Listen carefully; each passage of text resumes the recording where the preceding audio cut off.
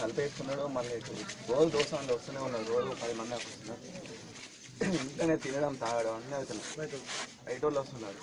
ఈ మధ్య ఒక అమ్మాయి కూడా ప్రేమ అది దానికి హెరాస్ చేసింది, మంజు అని ఆమె కూడా. మనకి ఇప్పటికీ ఫోన్లో కూడా బెదిరింపులు వచ్చినాయి. అయినా వాడు భయపడేవాడు కాదు, ఇక ఘోరం పోతున్నాడు అనమాట. ఎవరికి భయపడే వ్యక్తి కాదు సార్. అలాంటి నైట్ తీసుకుపోయి ఏమో చేసి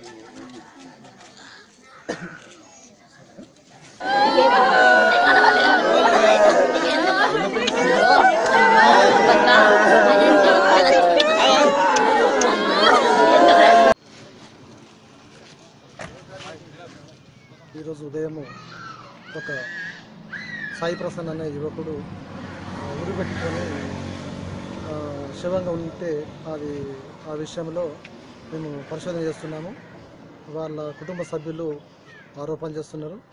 మేము కూడా క్షుణ్ణంగా అన్ని కోణాల నుంచి వెళ్ళి అతని సెల్ ఫోన్ కావచ్చు, అతని చేతి మీద రాసుకున్నటువంటి రాత కావచ్చు, అవన్నీ కూడా మేము దృష్టిలో పెట్టుకొని పరిశోధన చేస్తున్నాము.